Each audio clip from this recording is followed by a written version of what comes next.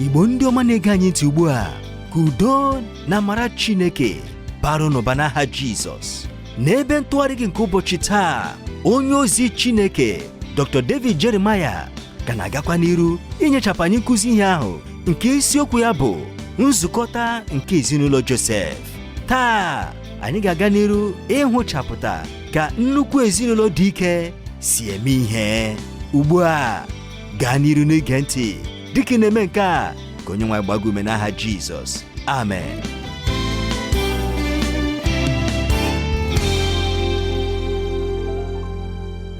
Ụmụnne m na ụmụnna m ndị m hụrụ n'anya, n'ụbọchị taa n'usoro ọmụmụ ihe Chineke nwere ebumnobi dị mma banyere ya, anyị gara akwa n'iru ugbu a n'isiokwu ahụ bụ nke anyị jiri na nnọkọ anyị n'oge gara aga, nke anyị kpọrọ nzukọta nke ezinụlọ Josef.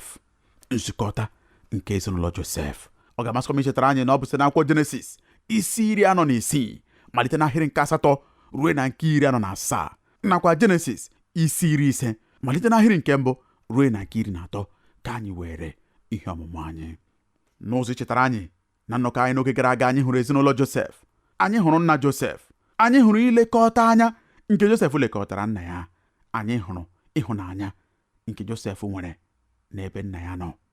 Anyị hụrụ na Josef ji nna ya na-eme ọnụ, ọ bụghịkwa naanị na o ji ya na-eme ọnụ, o jighị ya na-egwu egwu. Ugbu a na ịga n'iru site ebe anyị kwụsịrị na nnọkọ anyị n'oge gara aga, ọ bụghị naanị na Josef hụrụ nna ya n'anya, ọ bụghịkwa naanị na o ji ya na-eme ọnụ, ruokwa na ọ kpọbatara ya n'iru Fero ka ọ bịa zute Fero, nke bụkwa ebe ya na Fero nọrọ nwee mkparịta ụka nke anyị hụrụ na nnọkọ anyị n'oge gara aga na njedebe nke nnọkọ anyị. Mana Josef ejighị nna ya egwu egwu dịka m gwara anyị. N'ezie, o setịpụrụ aka ya ichebe nna ya site n'ihe ọbụla nke ga-achọ irute ya n'ọtụtụ ụzọ dị iche iche.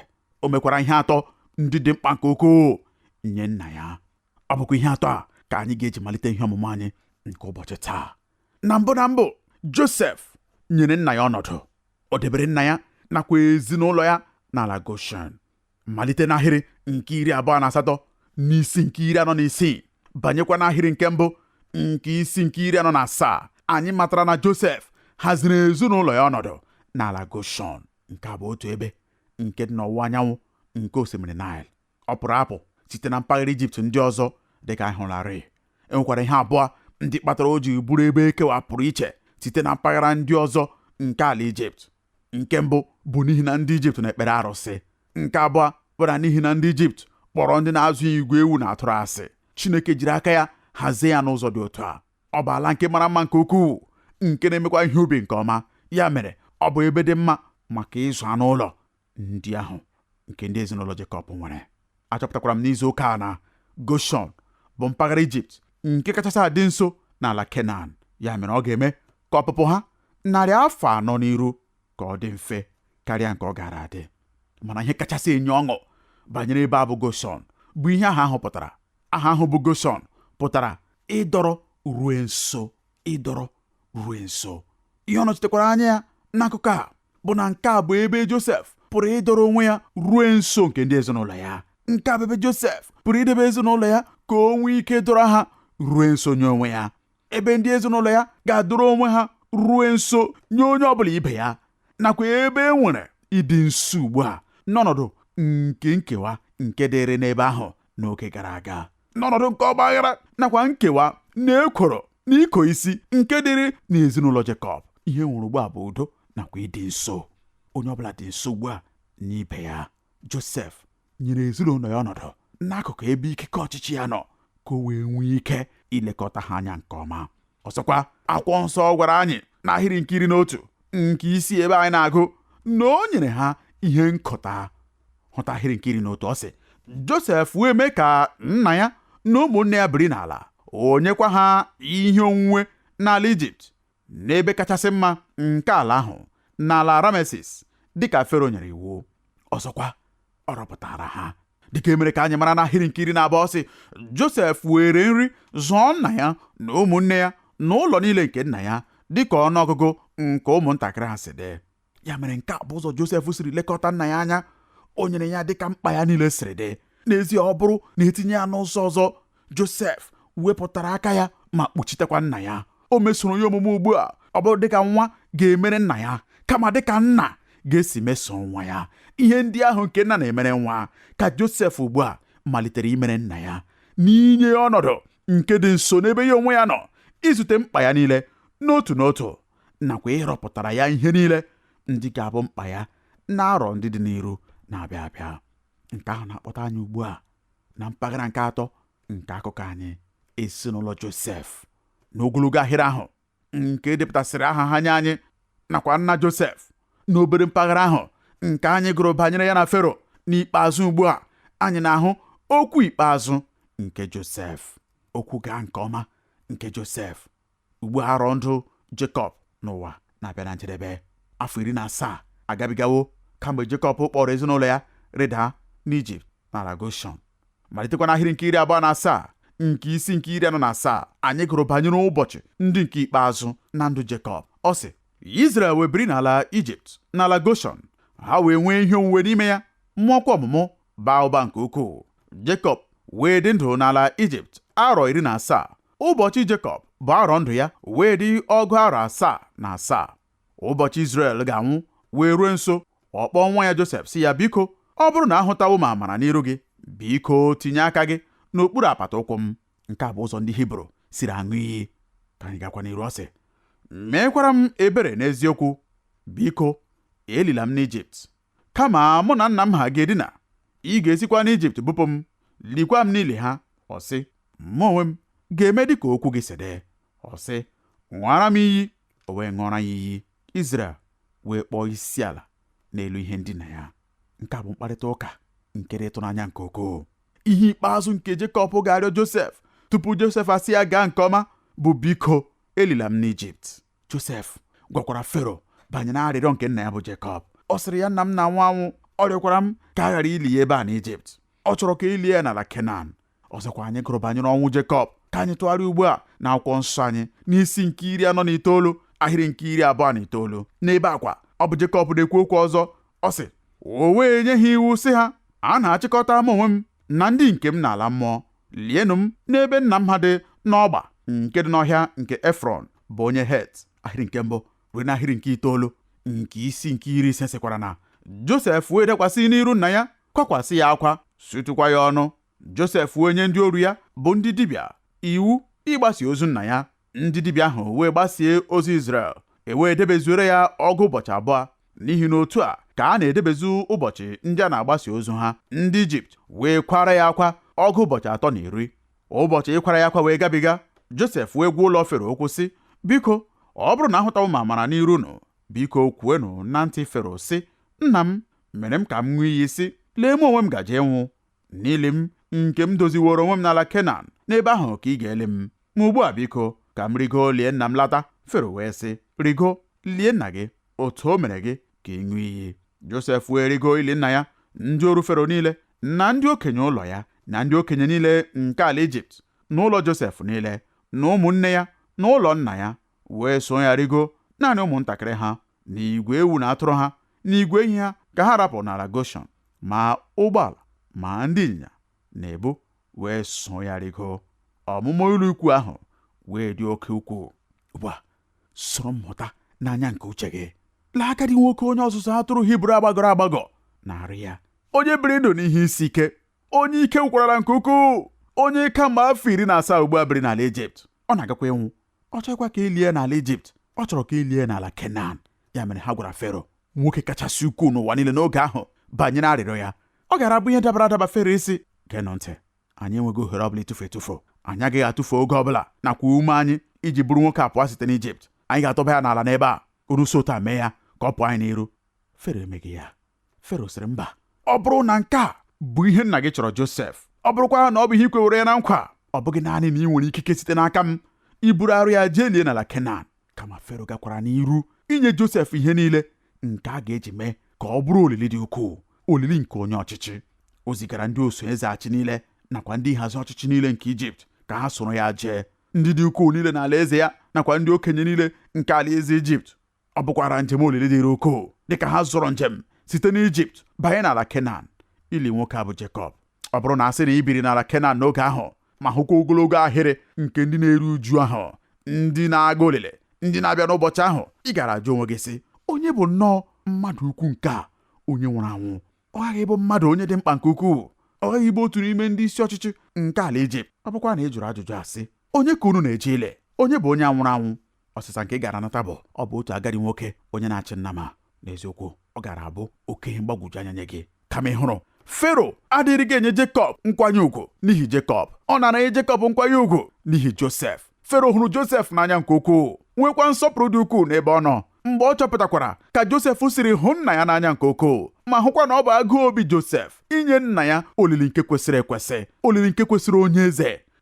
Fero sịrị, nsogbu adịghị, ga-mee ya. Ọ bụrụ onyonyo mara mma nke ukwuu, ọ bụghị eziokwu, bụ onyonyo nke nsọpụrụ dị ukwuu nakwa nkwanye ugwu nke Josef wetara nye nna ya. N'ime nke ahụ niile, ị nwere onyonyo nọ n'ebe ahụ nke dịrị anyị dịka anyị onwe anyị na-emeso ndị otu nke ezinụlọ anyị. Ezi enyi m nwokorobịa, ezi enyi m nwa agbọghọbịa, ọ ga-amasị m ime ka ị mara na ụzọ isi na-emeso ndị nne na nna gị omume enweghị ike dị njọ karịa nke ndị enyi gị ga-eme. Ọ bụrụ na ime ka ndị enyi gị mara na ị nweghị nkwanye ugwu ọbụla, nsọpụrụ ọbụla nye ndị nne na nna gị, ọ bụkwa otu a ka ndị na-agbara gị gburugburu ga-eme banyere ndị nne na nna gị. Ka m jụọ anyị ajụjụ ahụ bụ nke na-aga n'ime uche anyị ugbu a. Gịnị mere nwoke a jiri si ọnwụ na ọ chọrọ ka e lie ya na Kenan? Gịnị kpatara ọ ga-eji arịọ arịrịọ dị otu a? Ọ dị mma, ihe naanị ọ ga-efu anyị ịchọpụta ọsịsa nye ajụjụ a bụ naanị ịga n'iru n'ibe ole na ole nke akwụkwọ nsọ. Anyị ga-akụkwa banyere ọnwụ nke Josef.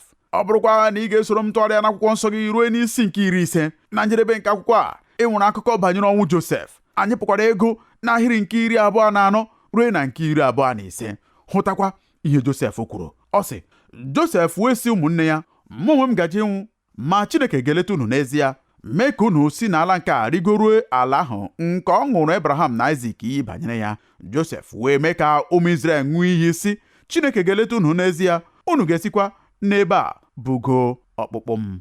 Gịnị ka Josef chọrọ? Ọ chọghị ka a rapụ ọkpụkpụ ya n'Ijipt. Ọ chọrọ ka ha buru ọkpụkpụ ya pụọ site n'Ijipt banyekwa n'ala Kenan. Ị hụrụ, eleghị anya, ọ bụ n'arịrị ikpeazụ nke Jekọb nakwa n'arịrị ikpeazụ nke Josef ka e nwere ọgbụgba ama dịkarịsịrị ukwuu nke okwukwe ha, dịka esiri depụta ya n'elu ibe akwụkwọ nke okwu Chineke. N'ezie, ọ bụ ihe nke dịkarịsịrị ịtụnanya nye m na-edere aha Josef n'ụlọ nke ndị dị ukwuu nke okwukwe nke agba ọhụrụ nke akwụkwọ nsọ. Dịka ị na-agagharị n'ime ụlọ nke ndị dị ukwuu nke okwukwe, ị ga-ahụtakwa ndị niile ndị dị ukwuu nke akwụkwọ nsọ. Isi nke 11 nke akwụkwọ ndị Hibru, ọ bụ n'ebe ahụ ka ọ nọ. Ị kwesịrị ịga n'ebe ahụ. Ndị Hibru isi 11. Dịka ị na-agagharị n'ime ụlọ ahụ, ị ga-ahụta Abraham, ị ga-ahụ Isak, ị ga-ahụkwa Jekọb na Moses nakwa ndị dị ike niile nke okwukwe n'oge nke agba ochie.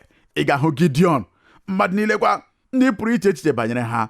N'ikpeazụ kwa, ị ga-erute n'ihe ime ọkwa nke na-asị Josef. Mgbe ị gụratakwara n'ihe ime ọkwa ahụ, ọ na-asị, onye meriri ọnwa nagide ihe isi ike, kwesị ntụkwasị obi nye Chineke n'ime ọnọdụ ndị dị ike nakwa otu ihe ndị ọzọ. Ọ bụ ihe edere n'ebe ahụ. N'ezie, ọ ga-abụ ihe ime ọkwa nke mara mma nke ukwuu, n'ihi na dịka anyị niile maara, Josef bụ otu n'ime ndị dị ukwuu nke Chineke. Mana ị maara ihe edere n'ibe efere ime ọkwa nke Josef? Abanyewo m n'ime ụlọ nke ndị dị ukwuu nke okwukwe ahụ. Ọ ga-amasị m ịgwa anyị ihe m hụrụ n'ebe ahụ. N'ezie, gị onwe gị pụkwara ịhụta ya n'ime akwụkwọ nsọ nke gị, n'akwụkwọ ndị Hibru isi 11 ahịrị nke 22. Lee ibe efere ime ọkwa ahụ nke bụ aha Josef n'elu ya n'ime ụlọ nke ndị dị ukwuu nke okwukwe. Lekwa ihe o kwuru. Ọ sị, mgbe ndụ Josef na-agwụ, ọ bụ okwukwe ka o ji kwuo ihe banyere ọpụpụ nke ụmụ Izrel, nyekwa iwu banyere ọkpụkpụ ya. Haleluya! Ihe ị na-ekwu ọ bụ na mgbe ị mesịrị ihe ọmụmụ na ndụ nke nwoke a dị ukwuu, onye anyị na-amụ ihe banyere ya kamgbe ọtụtụ ụbọchị ugbu a, mgbe ị chọkwara iwepụta otu ihe nke a ga-etinye n'ibe efere ime ọkwa ya nke ga-adị n'ime ụlọ nke ndị dị ukwuu nke okwukwe, na ihe kachasị mma nke ị pụrụ ịhọpụta, ihe kachasị mma nke ị pụrụ iwepụta banyere ya bụ na ọ gwara ụmụ ya ihe a ga-eji ọkpụkpụ ya wee mee n'ọdịnihu. Nke ahụ bụ kpọmkwem eziokwu dịka o siri dị, n'ihi na ị hụrụ, ezi enyi m, ọ bụ ngosipụta nke eziokwu a. Ihe Chineke kwere Abraham na nkwa bụ na ndị Izrel ga-anọ dịka ọbịa n'ala dị anya. A ga-akpagbukwa ha 400. Mgbe nke a gasịkwara, Chineke ga-akpọpụta ha site n'ala Ijipt ma kpọbakwa ha n'ala Kenan nke bụ ala nkwa ahụ. Mgbe Josef sịkwara, arapụkwala ọkpụkpụ m n'ebe a. Mgbe Jekọb sịkwara, unu biko lie m n'ala Kenan, ha ha abụọ nara ekwu otu ihe ahụ. Ihe a nara ekwu bụ ekwenyere m na ihe Chineke kwere na nkwa ọ ga-amasịkwa m ịnọ n'ebe ahụ mgbe unu niile ga-anọ n'ebe ahụ. Achọrọ m ka ọkpụkpụ m detụkwa nkwa ahụ ire. Haleluya. Amaghị m mgbe ọ ga-eme, amaghị m mgbe ọ ga-abụ, mana enwere m ntụkwasị obi na okwu ahụ nke siworo n'ọnụ Jehova pụta na ọ ga-eme ka ọ dị ire. Mgbe unu na-apụ, unu chịrị ọkpụkpụ m. N'ezie, nke a bụ ọgbụgba ama nke okwukwe nke nwoke a, onye were okwu Chineke kpọmkwem dịka Chineke si kwuo ya. Mgbe Chineke sikwara na ọ ga-eme, n'agbanyeghị na ọ bụ n'ọtụtụ narị afọ n'ọdịnihu ka ọ ga-emezu, ha sọpụrụ nsọmụkwụ okwukwe ugbu a ka ha wee nwee ike dị na njikere maka ihe Chineke kwere nkwa na ọ ga-eme. N'ezie, ọ bụ nke a kpatara n'ibe efere ime ọkwa ya nke dị n'ime ụlọ nke ndị dị ukwuu nke okwukwe, ọ bụ ya bụ ihe edere, n'ihi na ọ bụ ọgbụgba ama nye okwukwe nakwa nkwenye nke mmadụ abụọ ndị a. Haleluya. Ọ dị mma. Gịnị ka anyị pụrụ ịmụta site na ngụkọ nke nyere anyị banyere ezinụlọ Josef? Ihe atọ dịka anyị na-abịa na mmechi nke ihe ọmụmụ anyị taa. N'ebe a, anyị nwere onyonyo nke nrọpụta Chineke nye mmadụ niile ndị nọ n'otu nnukwu ezinụlọ n'ihi ikwesị ntụkwasị obi nke otu onye n'ime ha. Haleluya. Kedu ka isi ahụta nke a? Anyị hụrụ nrọpụta Chineke dị ukwuu nye otu ezinụlọ nakwa mmadụ ndị nọ n'ime ya n'ihi ikwesị ntụkwasị obi nke naanị otu onye n'ime ha. Ugbu a soro m chee echiche banyere nke a naanị n'ime nkeji ole na ole. Lee ezinụlọ Jekọb n'ebe a n'ala Goshọn, ebe ha bi ugbu a n'ala mara mma, ebe ihe ubi na-emekwa nke ọma, ebe a na-ezutekwa mkpa niile nke ha nwere. Ha niile alọghachitakwala ugbu a n'okwukwe n'ime Chineke. Ha na-ebikọkwa ọnụ dịka otu ezinụlọ. Ha ghọkwara obi nke mba ahụ dị ukwuu bụ Izrel. Kedu ebe nke ahụ malitere? Ọ bụ site n'aka agadi nwoke aghụghọ ahụ bụ Jekọb? Mbanụ. Jekọb abụrụgo onye na-atụ egwu Chineke n'ụbọchị ndị o nwere ohere ime ka ọ dị iche dị. Kedụkwanụ maka ndị otu ezinụlọ ahụ ndị nke ọzọ? Ọ bụ Ruben, onye nke na-enweghị nkwudosi ike dịka mmiri? Ọ bụ Simeon na Livai, ndị ogbu mmadụ ahụ, ndị kpochapụrụ Shekem niile? Ọ bụ Juda, onye kwasịrị nwunye nwa ya iko? Ma sitekwa n'ụzọ dị otu a merụọ ezinụlọ nke aka ya. Anyị pụkwara ịga n'iru ruo ọbụna dị n'onye nke ikpeazụ n'ime ha. Ndị ikom ndị a niile, ndị merụrụ onwe ha, ndị wezugara onwe ha n'ebe dị anya site n'ebe Chineke nọ, ha niile gọnarịrị usoro ụkpụrụ nke a pụrụ ịwụkwasị ntọala ha n'elu ya. Mana site n'ime ezinụlọ nke 70 e nwere naanị otu nwa okorobịa, onye mere ihe ziri ezi, onye sokwara Chineke jee ije, onye kwesịkwara ntụkwasị obi nye onye nwe anyị. Ịmakwara ihe merenụ? Site n'ikwesị ntụkwasị obi nke otu nwa okorobịa ahụ, Chineke gbapụtara ezinụlọ ahụ niile. Chineke na-agwa gị okwu taa, gị onye ọ bụ naanị gị bụ onye nke Kraịst e nwere n'ime ezinụlọ gị. Oge ụfọdụkwa mgbe ị na-ele anya na ndụ gị nke kwụrụ onwe ya naanị gị, oge ụfọdụkwa a na-anwa gị ọnwa ichili aka elu ma sịkwa, kedu uru nke a bara? Kedu ihe naanị m pụrụ ime n'ime ndụ nke ọtụtụ mmadụ niile ndị a gbara m gburugburu? Josef bụ ihe ọgbụgba ama dị ndụ nye anyị niile. Otu mmadụ onye na-ebi ndụ ezi omume n'iru Chineke nwere ikike nke ịgbapụta ezinụlọ ya niile nye ebumnobi Chineke. Biko ezi enyi m, achịsala ọwa, achịlikwala aka elu. Chineke nwere ike iji maka naanị gị mee ihe dị ukwuu n'obodo gị. Gị onye nọ naanị gị n'etiti igwe mmadụ ndị na-amaghị Chineke, na-agbakwa mbọ ime ihe ziri ezi n'anya Chineke n'oge niile.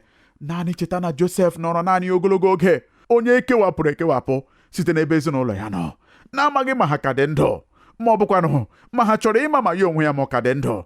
Mana o biri Chineke ndụ, o bikwara ndụ ezi omume n'iru Chineke. Chineke jikwara ezi omume ya leta ezinụlọ ya niile. N'ikpeazụkwa, agbapụtara ezinụlọ ahụ niile site na amara Chineke nakwa obi ebere Chineke n'ihi ikwesị ntụkwasị obi nke otu onye. Haleluya. Haleluya. Ihe mmụta nke abụọ nke anyị na-amụta site n'ọmụmụ anyị taa abụghị naanị nrọpụta Chineke nye igwe mmadụ niile ndị nọ n'ime otu ezinụlọ n'ihi ikwesị ntụkwasị obi nke otu onye n'ime ha, mana n'ebe a anyị nwekwara onyonyo nke atụmatụ ụkpụrụ Chineke maka ụzọ anyị kwesịrị isi na-eleta ndị okenye anya. Enweghị ebe ọbụla ọzọ enwere ihe akaebe karịrị nke a n'ime akwụkwọ nsọ karịa nlezianya jupụtara n'ịhụnanya nke Josef leziri nna ya. Akwụkwọ nsọ sịrị, ma ọ bụrụ na onye ọbụla ebugo ụzọ chere ndị nke aka ya ihe na-akpa ha, ma nke kachasị ndị ezinụlọ nke aka ya, ọ gọnarịwo okwukwe anyị, chọkarịakwa onye na-ekweghị ekwe na njọ. Ị hụrụ ya? Nke ahụ pụtakwara na anyị kwesịrị ịrọpụtara ezinụlọ anyị ọbụnadị dị ka ụmụ. Nke ahụ bụkwa ozi pụtara ihe nke sitere n'okwu Chineke. Anyị hụkwara nke a na ndụ Josef. Ugbu a, ihe mmụta nke ikpeazụ, nke bụkwa ihe mmụta dị ukwuu, nke m nwetara site n'ihe ọmụmụ a bụ ịdị oke mkpa nke ezinụlọ n'ime atụmatụ ụkpụrụ mgbapụta nke Chineke. Anyị malitere isiokwu a site n'ịgụpụta ụfọdụ ndekọ ndị dịrị oke mwute site n'akwụkwọ Jenesis, mana n'ebe a na njedebe a ka e nwere akụkọ banyere otu ezinụlọ ndị nwetara mmeri n'ikpeazụ. Mgbe ha gabigasịrị ụfọdụ ebili mmiri, ha nwetara mmeri. Ezinụlọ ahụ nọkwa kpọmkwem n'obi nke nrọpụta zuru oke nke Chineke maka ụwa nke aka ya. Ị maara, e nwere naanị ihe owuwu abụọ nke Chineke jiri aka ya tọọ ntọala ya. Ụfọdụ sịrị na ọ dị atọ. Ha na-agụnyekwa ọchịchị nke mmadụ. Ọ bụrụ na ị chọrọ ịgụnye nke ahụ, nsogbu adịghị. Ọ bụrụ na ha dị atọ, mara na nke abụọ bụ nzukọ Kraịst. Ọ bụ Chineke tọrọ ntọala ya. Mana ogologo oge tupu ehiwe nhazi ọchịchị nke mmadụ, ọbụladị ogologo oge gara aga tupu ehiwe ntọala nke nzukọ, Chineke tọrọ ntọala nke ezinụlọ. Ọ nọ n'isi atọ ndị nke mbụ na mbụ nke akwụkwọ nsọ. Chineke siri na ezinụlọ dị mkpa nke ukwuu. Ya mere o debere ya n'ogo dị elu na nhazi nke usoro dị mkpa ya. N'ụbọchị ndị a nakwa n'ọgbọ ha, mgbe ezinụlọ na-adakasị adakasị, mgbe ndị mmadụ na-ajụkwa ajụjụ ma enwekwara ọdịnihu ọbụla nye ezinụlọ ma ọlị, n'ọgbọ ebe a na-agbanwe ihe ezinụlọ pụtara, na-eme ka ọ bụrụ ihe nke ọ na-abụghị, na-agwa anyị na ọ dịghịkwa dịka ọ dịrị na mbụ. N'ọgbọ a, mgbe e mewere ezinụlọ ka ọ bụrụ ihe a kpụrụ n'ala, n'ọgbọ a, mgbe anyị na-amaghịkwa ihe anyị ga-ekwu banyere ezinụlọ, mgbe anyị na-amaghịkwa ihe bụ ezinụlọ nakwa ihe bụ oke na ọlụ nke ezinụlọ, akụkọ Josef nke ka nke mpaghara ebe a nke anyị gụrụ taa bụ ezi ihe ngosi pụtara ihe nye anyị. Chineke chọrọ ka ịdị mkpa nke ezinụlọ nọdụ n'ogo kachasị elu nke nhazi usoro dị mkpa, ka a gharakwa imebi ya. Ọ bụ ezi ihe ncheta nye anyị banyere ka arọ siri na-agabiga ngwa ngwa. Ụmụnne m na ụmụnna m, ama m na anyị ga-achọ ego, ama m na anyị ga-achọ ihe nkọta, ama m na anyị ga-achọ akụ na ụba, ama m na anyị ga-achọ ihe anyị ga-eji zụọ ụmụ. Mana gịnị ka ị na-eme banyere ezinụlọ gị? Ị na-achụso ihe ndị a niile ma were ezinụlọ gị chụọ aja na nchụso nke ihe ndị a? Ezi enyi m, ezinụlọ dị oke mkpa n'usoro nhazi nke ọdịmkpa nke Chineke. Oge na-agabiga ngwa ngwa. Ụmụ ndị anyị kụrụ n'aka anyị echi gara aga bụzi ndị isi nke ụlọ ọrụ dị iche iche taa. Ọ bụrụ na Josef nwere mmakwara ọbụla n'ime ndụ ya, enwere m owu anya na ọ gara sị na ọ bụ nke a. Lee ka ọ gara esi gụọ m agụọ iweghachi 10 afọ abụọ ahụ nke a napụrụ m site n'ezinụlọ m. Mana ị maara, ịbụ onye rere dịka oru, onye zupụrụ n'ori ma bubatakwa n'ime Ijipt dịka ngwaahịa, abụghị naanị ụzọ arọpụrụ isi funarị gị site n'ezinụlọ gị.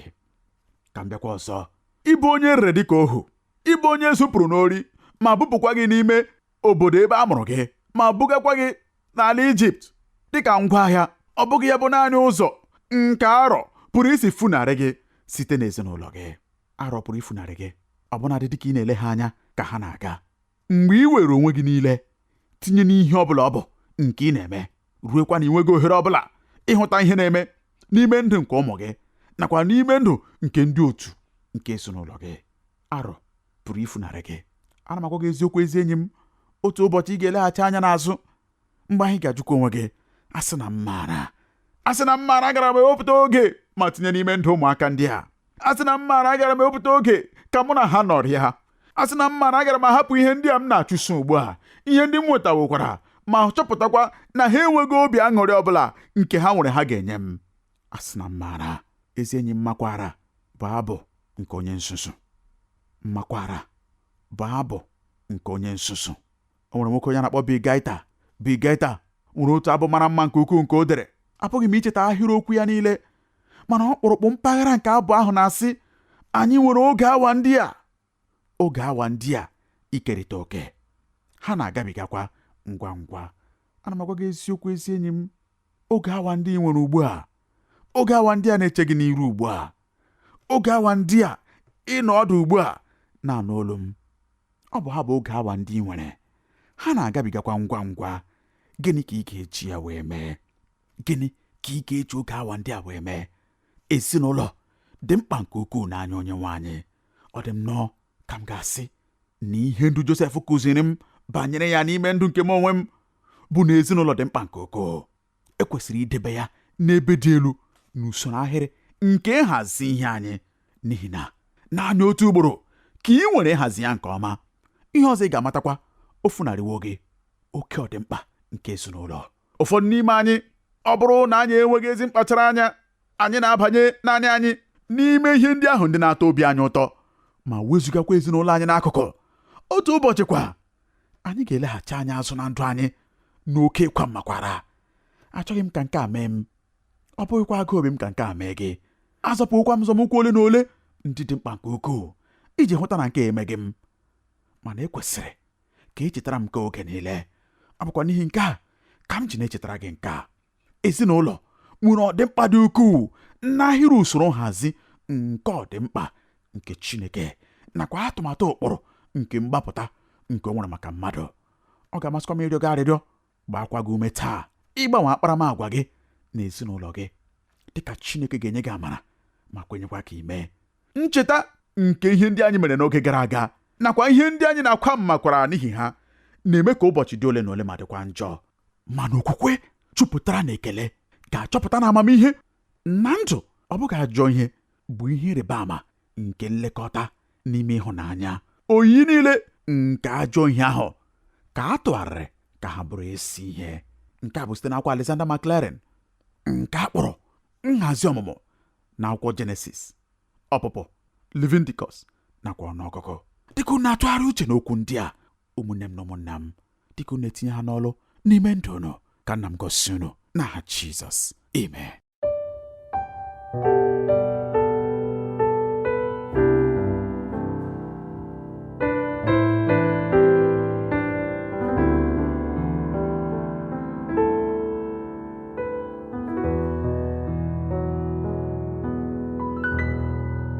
Ka amara Chineke bara gị ụba, gị onye nyere anyị ohere iwetara gị okwu Chineke taa. Ekwenyere m na onye nwe anyị sitewo n'okwu ya wee gọzie gị ọzọ.